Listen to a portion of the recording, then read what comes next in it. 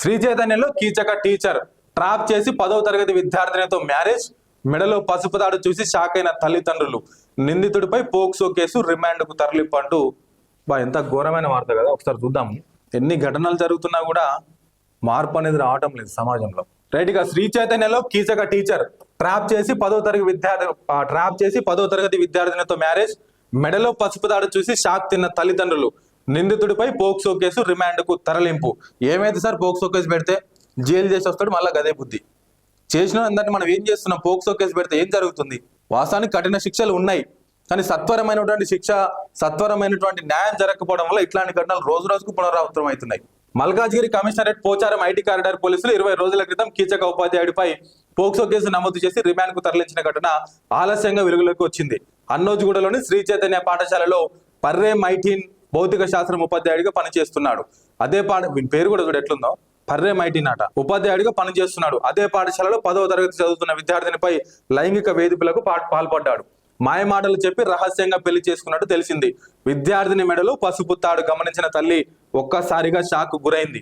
విషయం ఏమిటని నిలదీయడంతో తన స్కూల్లో ఫిజిక్స్ టీచర్ పర్రే మైటీన్ తనను పెళ్లి చేసుకున్నాడని సమాధానం చెప్పడంతో తల్లిదండ్రులు పాఠశాల ప్రిన్సిపల్ ను సంప్రదించారు. ప్రిన్సిపల్ తనకు ఏమీ తెలియదని బకాయించే ప్రయత్నం చేశాడు.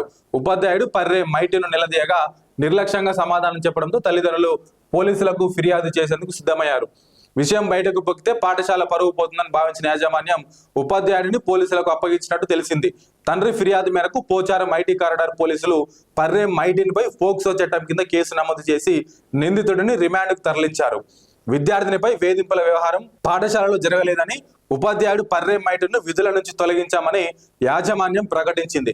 ఉపాధ్యాయుడితో పాటు పాఠశాల యాజమాన్యంపై చర్యలు తీసుకోవాలని విద్యార్థి సంఘాల నాయకులు డిమాండ్ చేస్తున్నారు.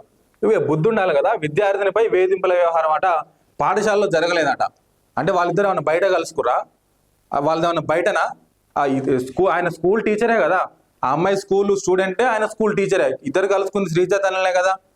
మళ్ళీ పాఠశాలలో జరగలేదు అనేది కదా, వాళ్ళ పరిచయం ఎక్కడ ఏర్పడ్డది? వాళ్ళిద్దరు ఏడుకొచ్చారు. ఫస్ట్ ఆయన వచ్చింది స్కూల్ కాడికే, ఈ అమ్మాయి వచ్చింది స్కూల్ కాడికే కదా. బుద్ధి ఉండాలి కదా. ఇట్లాంటి మాట్లాడే ముందు యాజమాన్యం కూడా దీని బాధ్యత వహించాలి. ఇట్లాంటి యాజమాన్యాలన్నీ కూడా ఏడా చూసినా విద్యార్థులకు అన్నం వల్ల పురుగులు అన్నం పెట్టాలి, విద్యార్థులను చంపాలి, ఆ ఎగ్జామ్లలో మార్కులు రావట్లేదు అని మానసిక క్షోభకు గురి చేసి చంపాలి. అంతేగాని మనం టెక్నికల్ గా ఏదైనా కోర్సు నేర్పిద్దాం, లేదంటే ప్రాక్టికల్ గా నేర్పిద్దాం అనేది లేదు.